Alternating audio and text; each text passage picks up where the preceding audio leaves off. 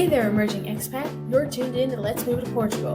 I'm Victoria from Expats Everywhere's podcast, and I have the distinct honor of bringing you YouTube travelers and our resident Portugal experts, Expats Everywhere's Josh and Kaylee. Each week they'll inspire, they'll educate, and they'll accompany you on your journey to Portuguese residency. This week on Let's Move to Portugal, Josh and Amanda cover a range of topics related to personal development for expats, including the cultural differences, language learning, and safety concerns. This conversation also covers the different phases of expat life and the impact of living abroad on personal transformation.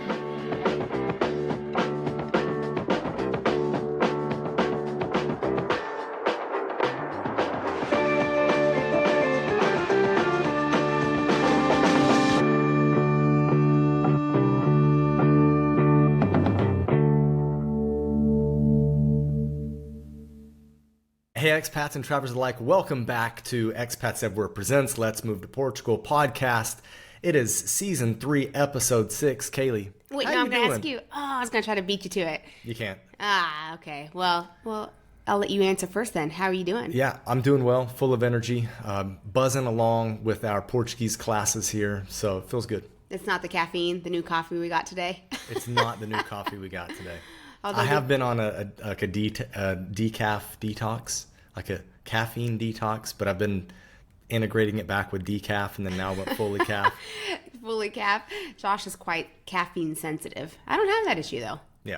Well, if you don't know how this works, we have a weekly welcome. We have a little introduction from Victoria. Thank you, Victoria, for telling us what's coming up on this episode. And then we like to give you a rundown on what is happening in our world, in the world of expats everywhere, both on the podcast and then also on our YouTube channels and in real life here in Portugal. And then we move on to the main event, the entree, the portion where we get to the interview. Most of the time it's an interview anyways. So Kaylee, what have we been up to? Yeah, you're funny. Okay, so you said channels, our YouTube channels, which at this point we have 3. I guess 4 if you count the podcast one, because there's podcast a YouTube, on YouTube. Yeah. So there is that, which you were actually just hearing or reading something that talked about how YouTube has really risen up in the podcast game. Number 1. The number 1 podcast platform. Something I was like that. so surprised to hear that. I'm shocked. Yeah. So I thought it would have been Spotify or Apple Podcast. Yeah. Or, one of those two. Right. So I guess maybe people are wanting to watch. You don't even have to actually have a video running, though, while you're doing it on the YouTube podcast. Right. Anyway, so we have that channel, but then we also have the building. We have the second channel to explore the rest of the world, which we hone in on outside of Portugal and more of Asia. Not Asia.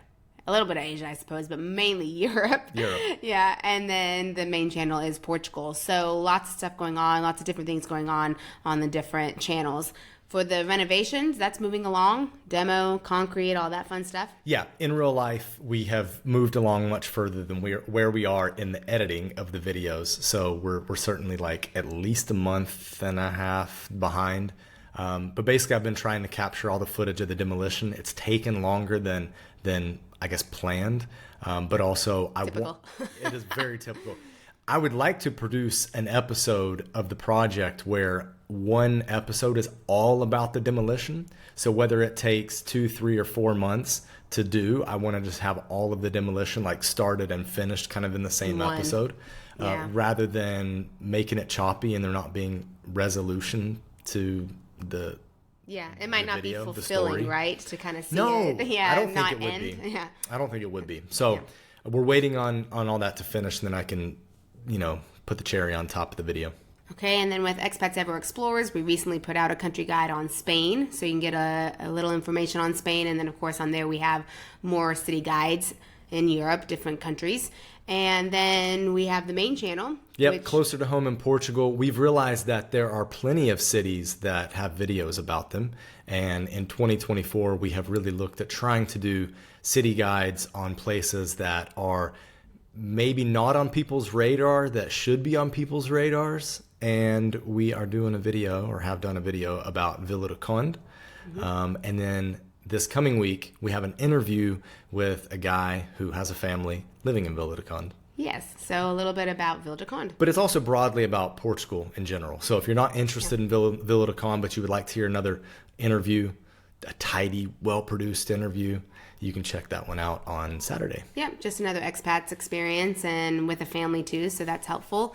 And then coming up, we do have a video with an immigration lawyer, Diogo, which we did have on the podcast. He was on episode 2, where he unpacked certain problems going on with IMA and immigration in general. So we have a video coming out with him that's different than the podcast. So that'll be a good one as well. Just kind of updates on what's going on in the world of immigration and moving to Portugal. But not just moving, but if you're already here and you have to do things like your renewal or citizenship, just mainly IMA and all the immigration stuff going on. So that's a good one as well.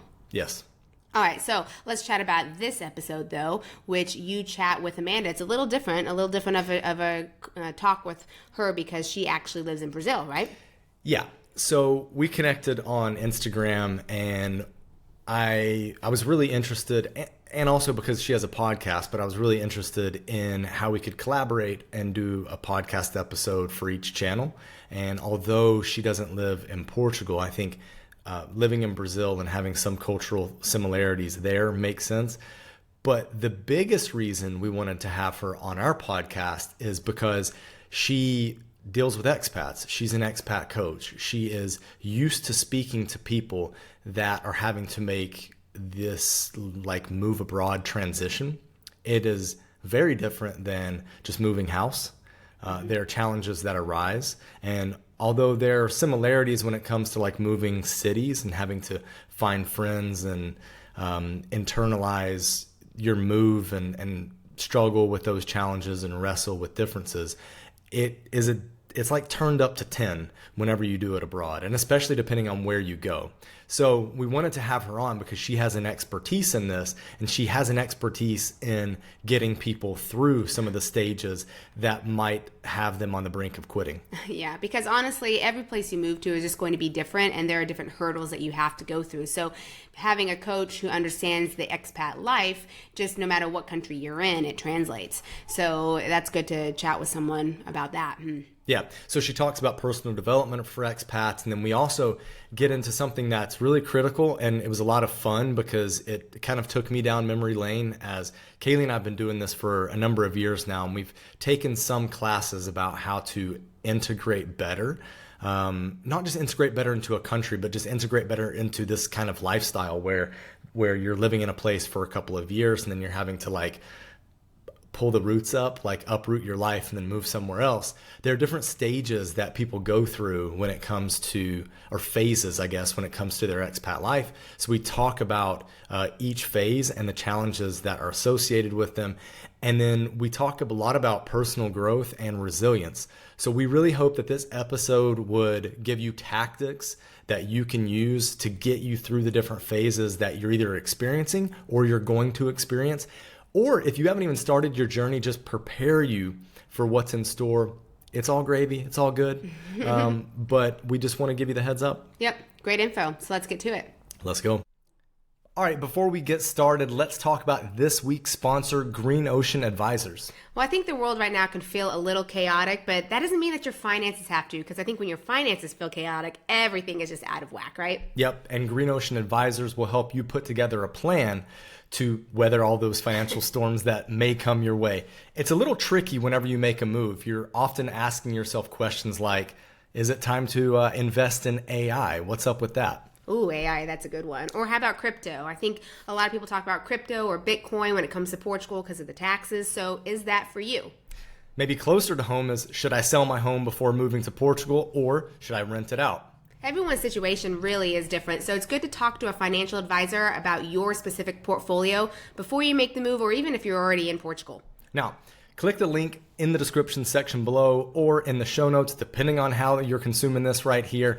And be sure to click the one that gets you a free 15-minute consultation. It's specifically to Expats Everywhere. Thank you, John, for that. Now, on to the show. Amanda, I'm really excited to have this conversation with you because I feel like you're going to add a really different dimension to the podcast that we have, because we're going to be able to talk about professional development for expats, which most of our listeners are excited about moving to Portugal. And you don't live in Portugal, but all expats need to have some awareness of things that they can do for personal development to be better expats, right? Yes, absolutely. Yeah, and thank you for inviting me. I love talking about So this topic.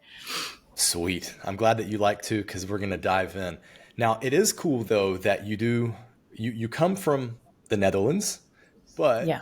you live in Rio de Janeiro, Brazil, which has some obvious connections to Portugal, but there are some similarities that we can make between the two. So, how many years have you been living in Rio?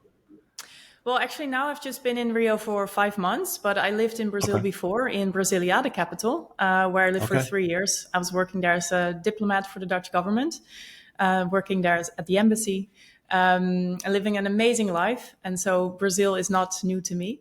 But this time in Rio, it's a short stay only. I'm staying for 6 months this time. I will probably come back next year because I really love it, but I do not see myself moving here permanently. I Okay. like this on and off thing that I have going on right now. Nice. Real quick, let's define the word expat because Yeah, definitely online it gets pretty ugly. Maybe yeah, more so among non-English speakers using the English language versus native English speakers when talking about the word expat and immigrant. Do you make a yeah. distinction, and what is it? So maybe I think it's not even about the English speaking difference. I think it's more about, do you come from the Western part of the world or are you from Okay. another part of the world? I think that's the biggest distinction, actually. I personally do not make the distinction. I coach expats, I coach immigrants, I coach international professionals. I even coach a few Dutch people who never lived abroad, but they just really resonate with my international energy. But I use the term expat really broadly because I don't want to dive into that discussion every time. But I am pretty sensitive to the term. So I believe that an expat is someone who gets sent abroad for their work for a limited time, a couple of years perhaps. And someone who moves indefinitely to another country, in my eyes, is an immigrant. But what I've seen, working with expats, is that a lot of people from Europe, from the US, from Canada, even if they move indefinitely to another country, they call themselves expats.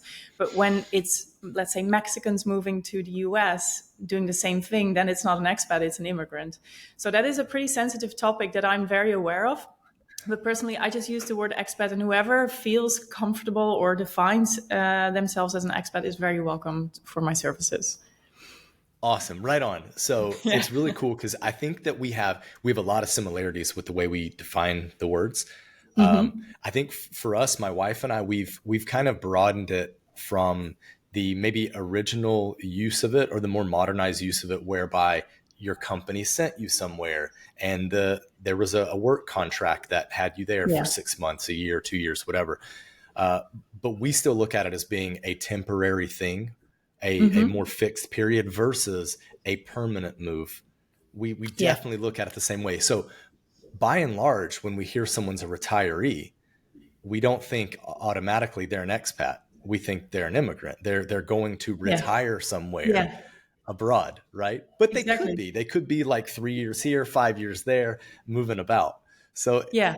we have to be fluid, I think, in the I end, think so. but And it's, not especially as the offended. world is changing, sorry, because we have so many more digital nomads now, remote workers. So this term is like fluid in itself, I think. Yeah. The key thing for me is like not to be offended. I'm not offended when someone uses the word expat negatively.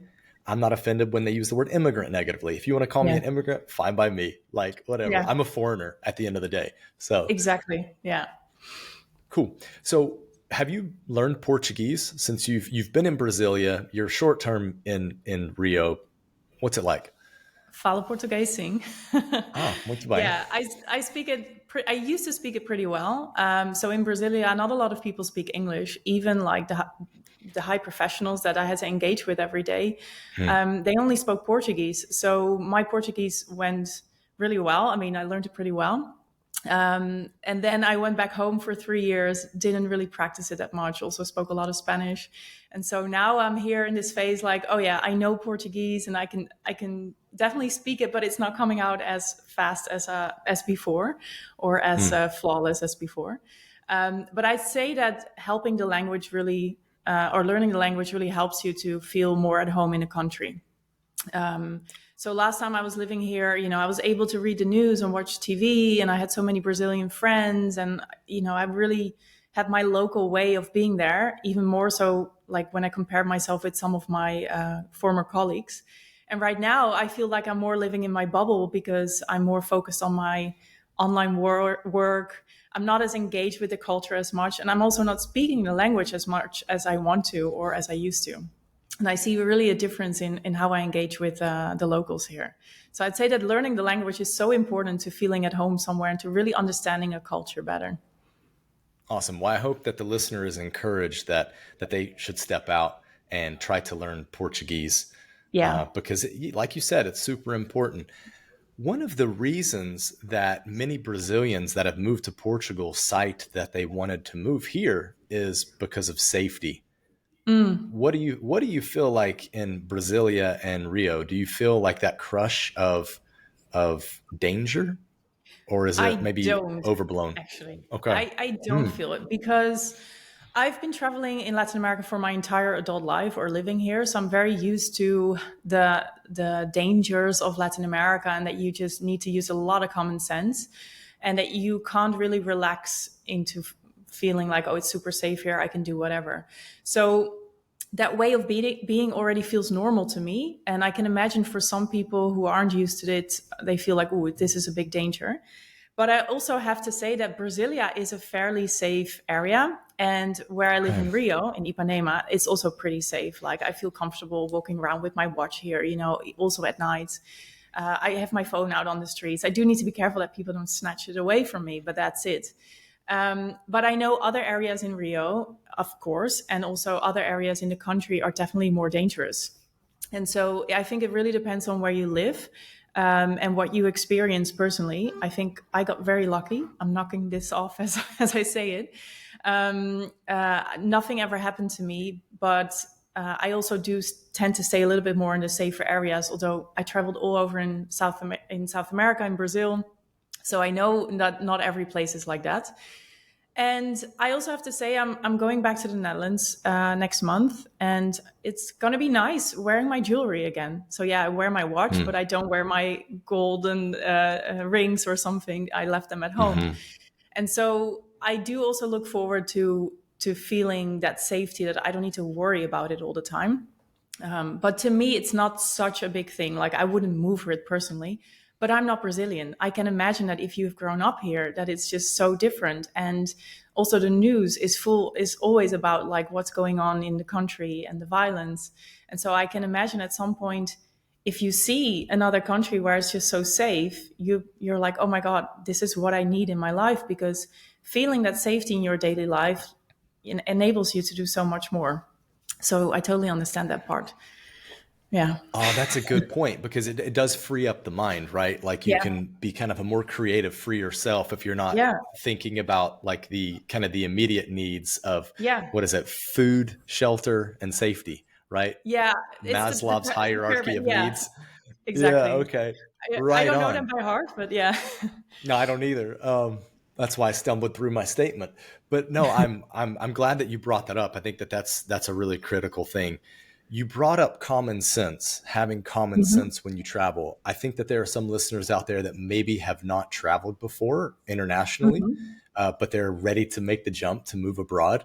We do know Yeah. a few people who've done that. So, what are some common sense things if someone's wanting to travel Latin America or to maybe rougher parts of Europe?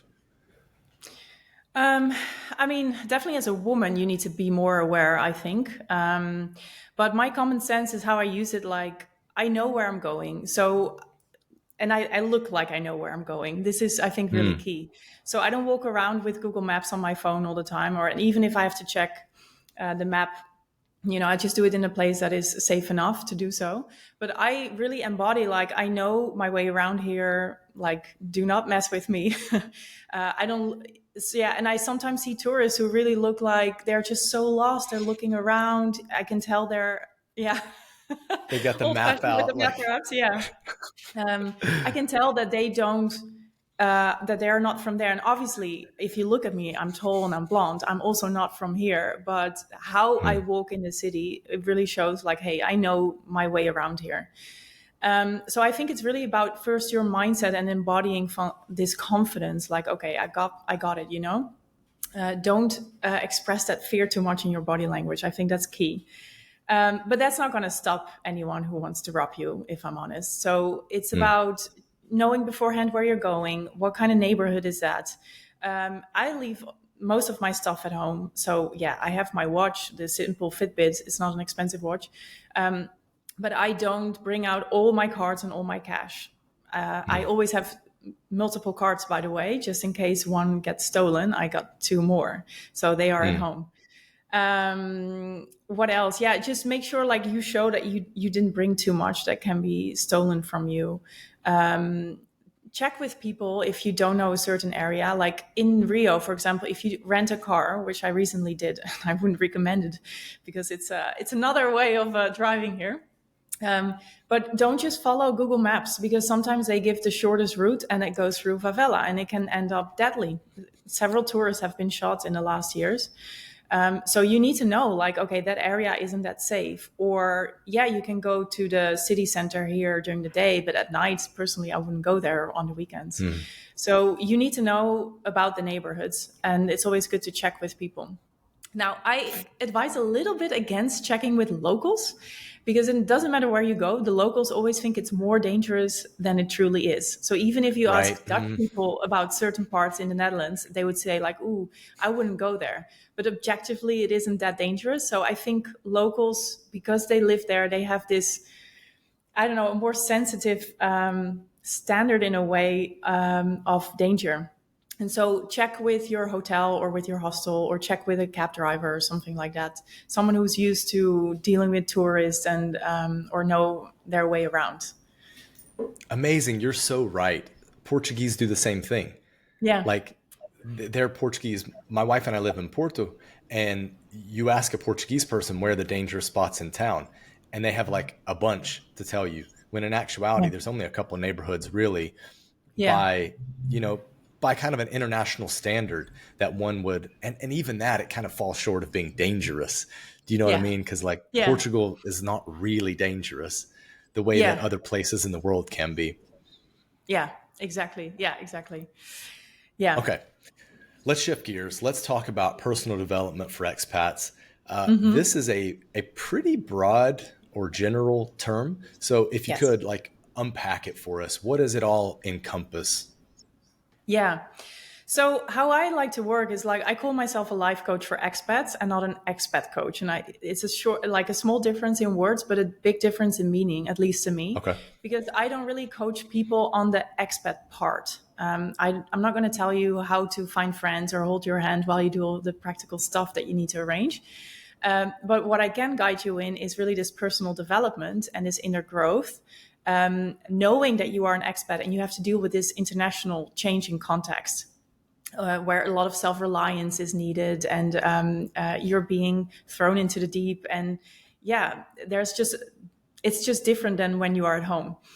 I think anyone in this world can use more personal development and inner growth to live a better life. But I tend to focus especially on expats because, like I said, you get thrown into the deep and everything is new. So you need to rely on what you know, on certain patterns that you developed in your life, cultural things that you know. And all of a sudden you find that it doesn't work well anymore. And this is where I come in. And so I really help you to unpack everything that you've been carrying with you, your mental or emotional luggage, to assess really, hey, what is still serving you and what isn't? And where are you blocking yourself? And I specifically coach high achieving expats, smart expats who get work done, they book in results. They don't need anyone to hold their hands. But to give you an example, they're very good with their heads. They're very analytical, very smart. They think a lot. They tend to analyze everything. And it got them far. But there's some point in their expat life that their head isn't really bringing the solution anymore. So maybe they're thinking about, I want a career change, or maybe I want to move closer to my family. But then all these other arguments pop up in their head about whether it's a good move or not. And they just don't know what to do. They get stuck in their own thinking loop. And so I really help them to not only rely on their head, but really take in their emotions as well. And they'll find, for example, that actually there's a lot of fear around a certain career move or moving abroad again or moving back home, which they were seeing it as a rational argument, but it's actually really fear. And you need to tackle that at a different level in a different way. And so knowing everything that's going on inside of you really helps you to feel happier and more fulfilled in your life, no matter where you go. And it doesn't really matter how often your outer circumstances change.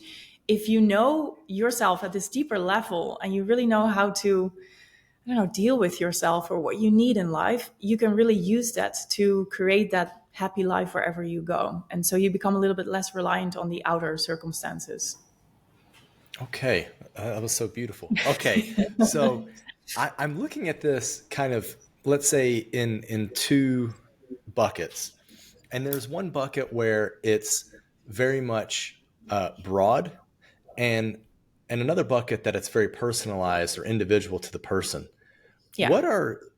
It's going to be difficult for us to talk about the individualized things, but what are some broad things, tips maybe, that you can give people to be a better expat, if you will? Yeah. So I think one super important aspect and a broader one is to really get your social circle in check when you arrive to a new place. We at home, we have our support network that is there for us emotionally or practically or just for fun. And when we move somewhere else, we have to start over again. And this is where I see it sometimes go wrong. So some people might be like, okay, first I want to focus on my family and my job, and then the friends part will come later. Or I see people, especially single people, I guess, who just say yes to every social invitation because they're like, oh, I need to find new friends, so I'll just say yes. But then they're not realizing that they're actually introverts and that don't do well with going to big social groups every night of the week. So they are depleted by the end of the week.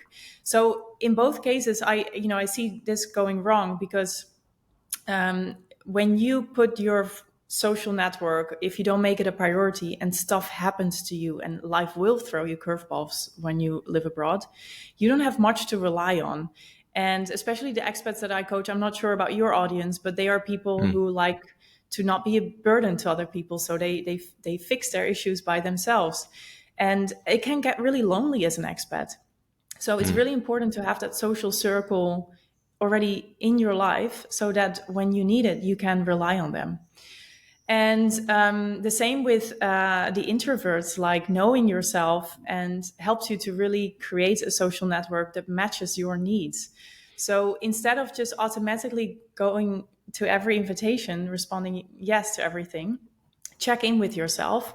Or you feel like, okay, do I actually recharge my energy when I'm around so many people all the time? Or do I need more time for myself? And if the latter is the case, and you realize you still need friends, okay, then what can I do to create that social network or that social circle while still preserving my energy? And I think when you move abroad, there's just so much to take in, so many exciting things happening around you. It takes a lot of your energy. Even when you live somewhere Yes. And even if you live somewhere for a longer time, you have to think and speaking another language all the time. So, it requires a lot of energy. So make sure that at least that social part is giving you energy and also only taking your energy. Yeah, that's fascinating to hear because I've noticed it for sure through my own experience, but I've also seen it through other people that I've met or people that my wife and I have worked with. That's really interesting. So we have noticed that we host every 4 to 6 weeks, we host expat meetups, just as a way to help the social dynamic of this new country. People are moving to Portugal, and especially Porto because we live here. So we try to host events more often here. And we do get a crowd that you can tell who the extroverts are. They're basically at all of the events. They come every single week. They'll talk to anybody and everybody in the room. But then there are some that will very quickly find who their tribe is among kind of the larger group. Yeah. And then that's who they connect with. And then every time they come back, they sit next to those people.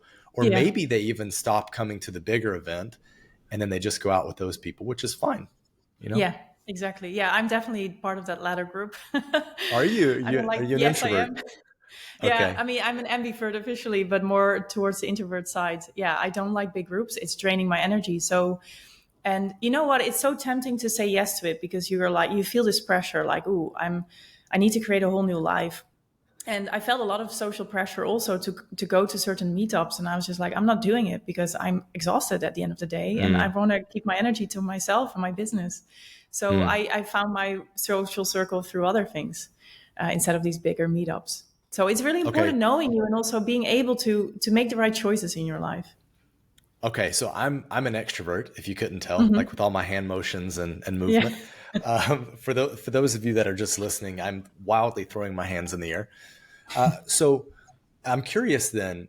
I imagine there are some people that haven't taken stock of which personality they are, or and they haven't done it in a while to know that they're an introvert or extrovert. And I don't know introverts very well.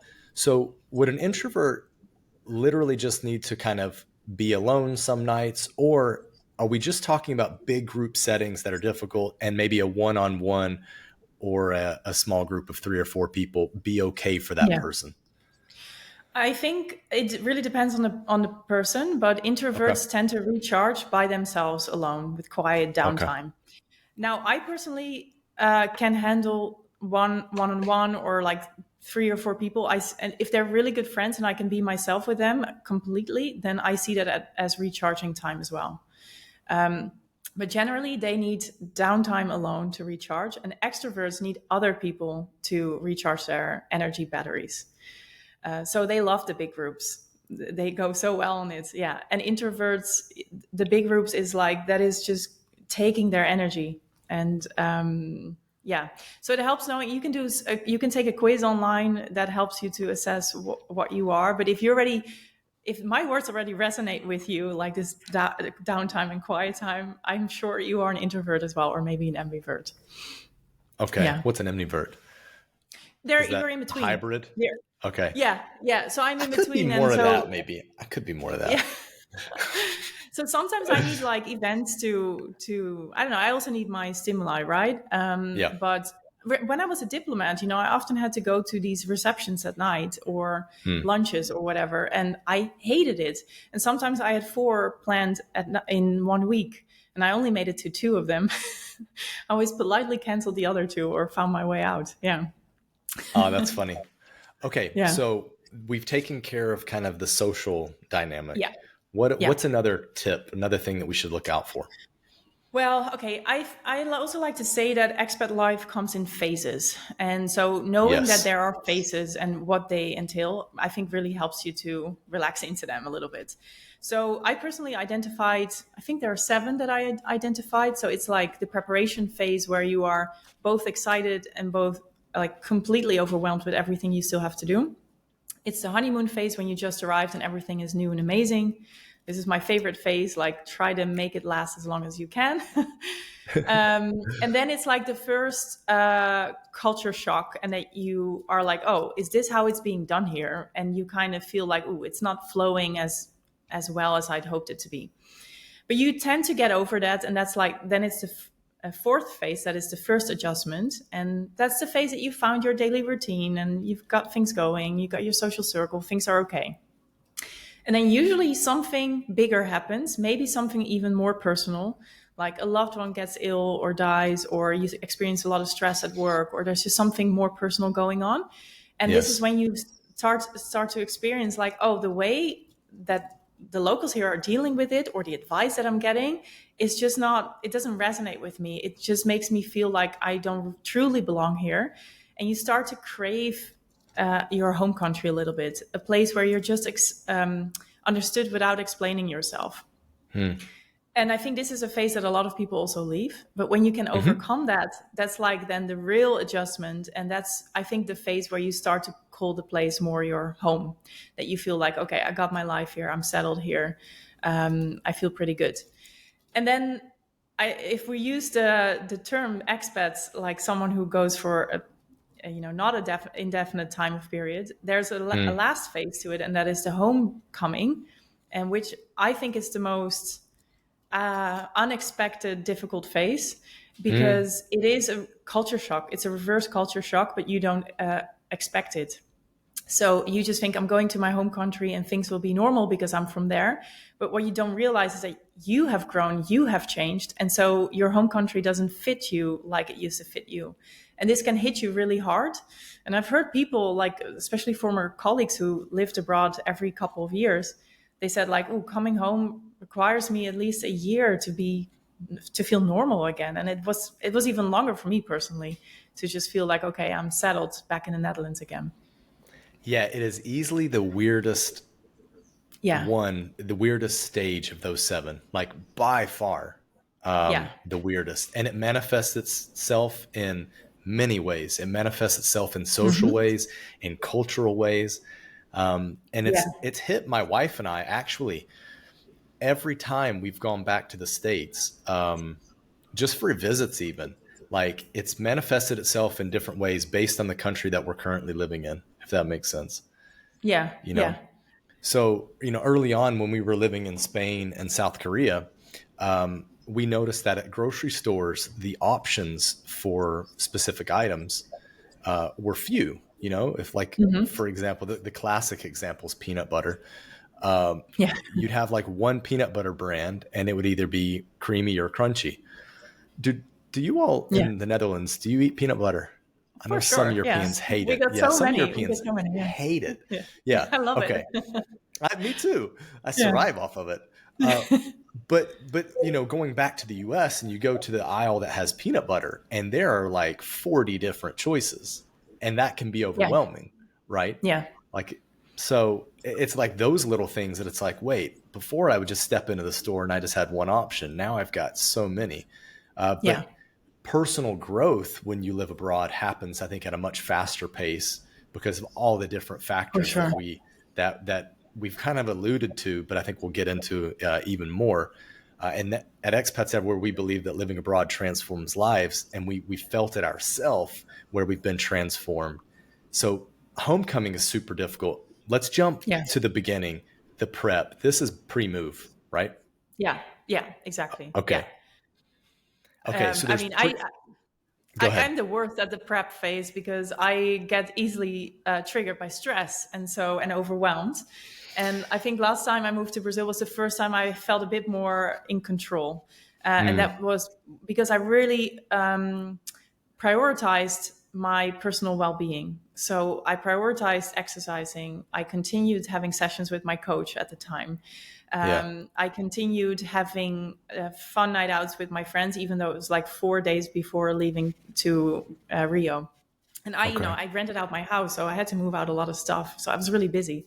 And so prioritizing those things that give me energy, that keep me sane was really key in this preparation phase. But it was also the first time I was able to do it because normally I just stress happens and I let myself be carried away by it.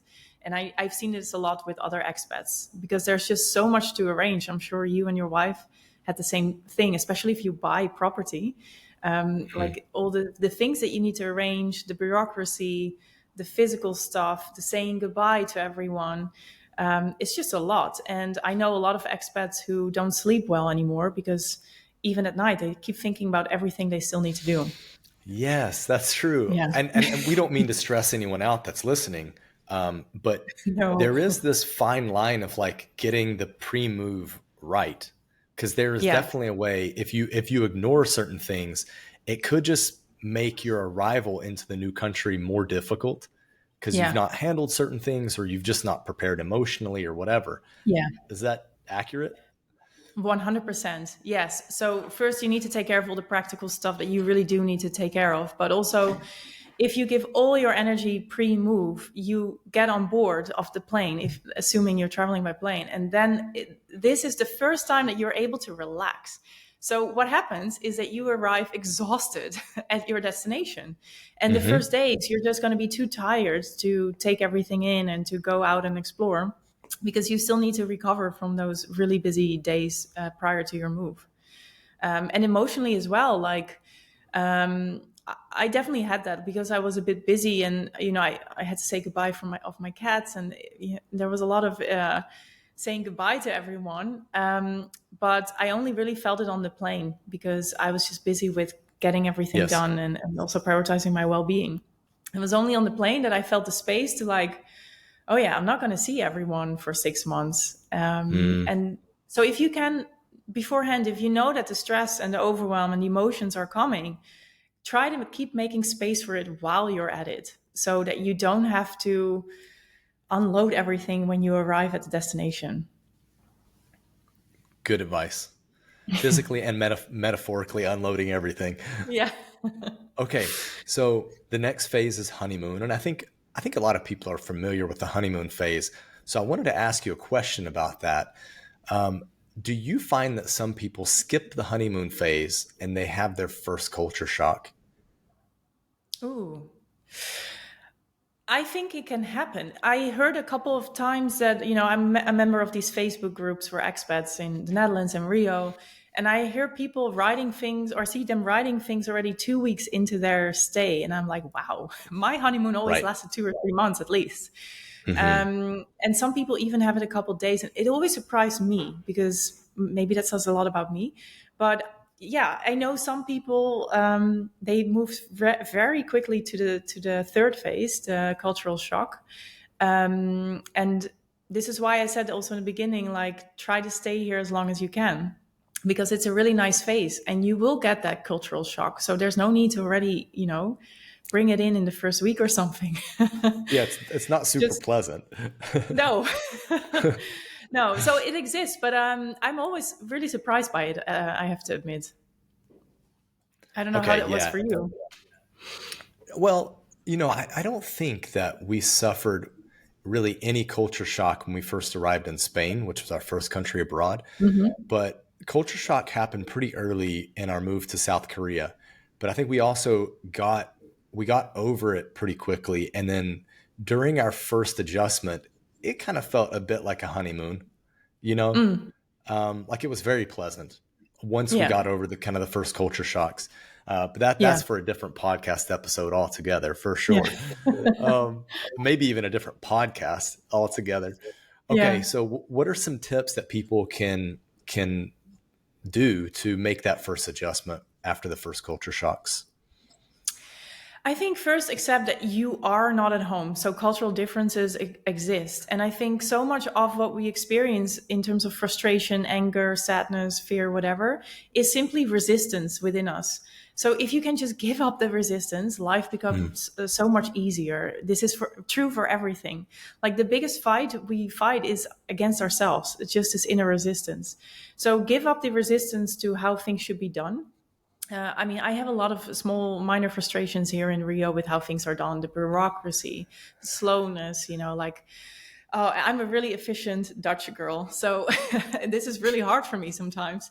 But I really tell myself, you know what, you chose to move here.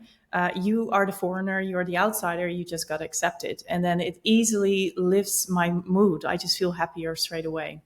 So just let go of that resistance. You're not helping yourself with it. If some things persist and it really bugs you, I always tell my coachees, are there creative ways to remove the resistance in another way? So can you find something that works for you? If you miss something in your life, you can't find it in the culture, can you somehow find it in another way, either with the expat community or just having your own little ritual or whatever? Okay. And then also it's really about, if it keeps bugging you and triggering you, what is really being triggered here? Because I don't think it's then the cultural stuff. So if you keep waking up, like I've seen this actually before with friends and coachees, that they are, they reach a certain level that everything that the new country does just annoys them. Yep. And they're angry about things. And that is not because of the country. That is something deeper inside of them. They're not fulfilled in their career or in their relationships or something else, or it triggers something from their childhood maybe that really annoys them. And so that is the level you need to work on, and don't scapegoat the country all the time. Okay, so you help talk people through this phase. Yes. Yeah. Yes. Okay. All right. So that's a Yeah. part of a service one-on-one coaching that you do. Yes, absolutely. Yeah, I really look Okay. at you as a person and not at your outer circumstances. So it's really what did Okay. you bring and how is that bothering you wherever you go? And how can we change that to something that's serving you more? Okay. Yeah, so Yeah. I that's mean, what I we've do. definitely seen that among people that we've known all over the world, different places that we've lived. We've seen that happen where it's like, boy, you're complaining a lot about Yeah, the host country, and look in, yeah, like, yeah, yeah, it's not like nothing's changed outside. Like 10 minutes ago, you exactly. were in the honeymoon phase, and then Yeah, now you're all upset about everything happening here.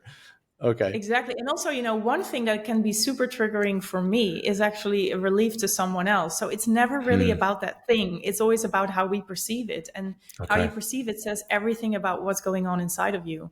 So that's the level then that you should be working on. It's not really the expat country, it's you. And if you find yourself complaining and over again, one, take a look at your inner world, but two, maybe accept that this is not the country for you. And it's really easy to be in that victim position sometimes, especially if you traveled with someone.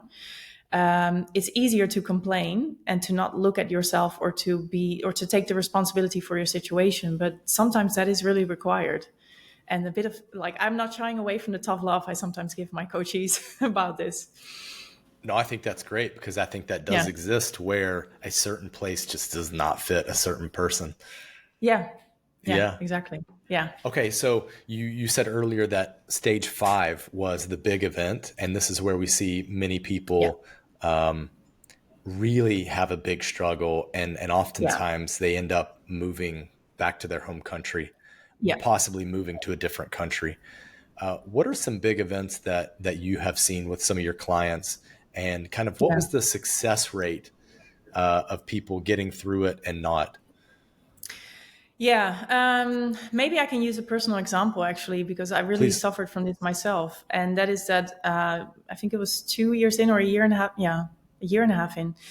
A friend of mine died in Brasilia very unexpectedly. She got a bacteria and she died within 48 hours. And that was so hard. That was really hard. I was present at the hospital and it was very traumatic in a way.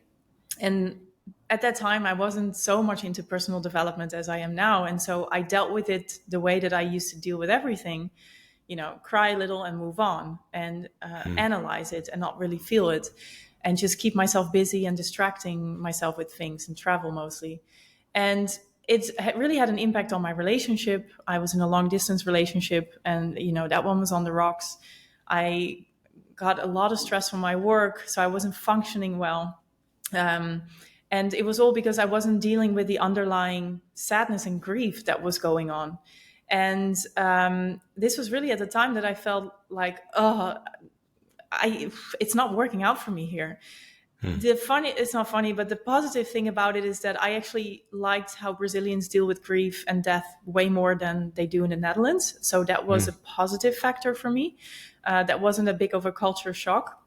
Um, but they're also I think they're quicker with moving on, when it comes to death, because they're more used to it here. Si Deus quiser, if God wants it, then it happens that Hmm. way.